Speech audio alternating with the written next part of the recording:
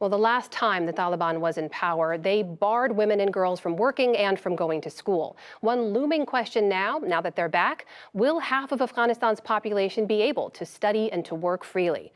Earlier today, I spoke to Pashtana Durrani. She's founder and executive director of Learn. That's a nonprofit she created 3 years ago to ensure women and girls have access to education in Afghanistan. Durrani fled her home in Kandahar when the Taliban took control there nearly 2 weeks ago. She is now in hiding, and we are not disclosing her current location for her safety. Take me back. It's been now a week since the Taliban took over Kabul. What was that moment like for you when you saw that happening? I mean, like, taking Kabul was something that it was like, in the back of your mind, that it's going to happen. The minute they take Kandahar, it's for sure, the history has proven back in time, again and again, the minute they take over Kandahar, they take over Kabul. It's like just a matter of days. In this situation, it was just a matter of hours. So when they took over Kandahar, I was pretty much sure that Afghanistan is gone and we probably have to get ready for all these things. And I'm going to be honest, it was an emotional 3 days for me. I think I cried my eyes out. Majority of my interviews, I had very puffy eyes because I kept on crying. And my family, we didn't even know what to pack, what not to pack, what to do, what not to do, who to talk to. Like, we left in such a hurry that there was nobody knew what is the next step, what are we going to do, what are we going to do about schools, situation, future, anything. So it was just a chaotic mess, and it has continued up until to this day. Pashtana, you are 23 years old, is that right? Yes. So basically, for most of your life, you have only known an Afghanistan in which women are allowed to go to school and the Taliban are not in power, and the U.S. has been at war in your country.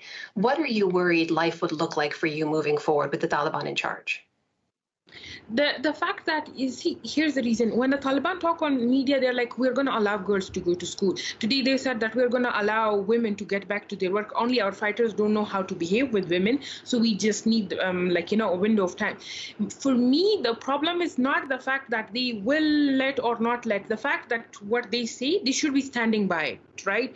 It makes me worried in a sense, every time they use Sharia law, what if they use it in vague terms, in loose terms, and then just go with one class and say, okay, this is girls' education for you now, right? And then the next time they say women can work, and the only work that they could do would be teaching in a madrasa, right? What if everybody leaves? Afghanistan stays here. Not everybody can be on that plane. What about the economic situation? What about the girls' education? What about women working rights? What about civilian rights? What about people getting appointed in particular positions with no experience? Taliban are a military force. They don't have any education. They haven't been through this particular system of maintaining or running a country. How will that happen? All those things make you worried. Afghanistan is now the hot topic, and in a week it won't be, right? What will happen then? All those things make me very much worried about Afghanistan. Well, what do you worry about? Because right now there is so much focus on Afghanistan, and the U.S. is still there, but they won't be in a matter of days. What do you worry will happen when they're gone? When they are gone, the first thing that I'm worried about is the fact that they won't be able to, open the schools. All those public spaces that are shrinking for women, all those things make me worried, because those are the two things that they don't have a very clear track record in the past, and I don't think so we should be trusting them right now until they walk the talk, until they make sure that women are going to work, girls are going to school, things are happening. Then we should be trusting them, and there should be a mechanism in place to follow up with them. Not only US, all the Western or throughout the world leaders should follow up with them every now and then. What is happening? What is your literacy rate? What is your workforce rate? How are the women involved? Those things are very important right now, and the world is watching, and the world should make sure that there is a mechanism in place that every time they go back on their word, there is a mechanism in place to make them stop from going back on their word when it comes to girls and women. That's something you'd like to see in the future, but I'd like to ask you, what would be your message today at this point in time to U.S. leaders, to President Biden, about what you would like to see the U.S. say or do right now? The U.S. right now should focus a lot on the fact that people who are fleeing should be able to flee with more dignity. They should be able to flee with secure passages. That's the first thing. The second thing that the U.S. or Joe Biden or whoever is in charge right now should be focusing on is women, girls' rights. They can do it, and they can do it very easily. It's just picking up a phone, calling them, talking to them, because the Taliban are fishing for legitimacy. They want legitimacy from the world leaders, and they need aid. Afghanistan is an aid-dependent country. And this all could happen if only the world leaders tell them right now, accept these things, move on with these things, open the schools, let the women go to work, and then figure out political rights and all these different things later on. All these public institutions and political institutions, it takes time. But in the process, schools shouldn't be closed, banks shouldn't be closed, people shouldn't be suffering. Pashtana, you have been an outspoken advocate for women's rights and empowerment and education. You have been an outspoken critic of the Taliban. Does that make you a target?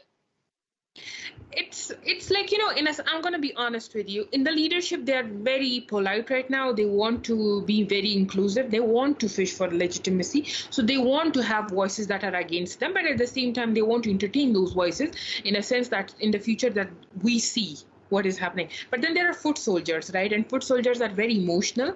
They're happy about their victory and they want to celebrate it. And it wouldn't harm them to target a few activists or journalists. And I'm not the first one.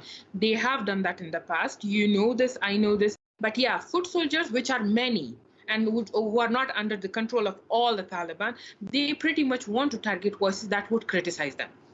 And yet you still continue to speak out and give interviews. Why? My university closed down, right? My university closed. People are, my students are being evacuated and they are leaving right now.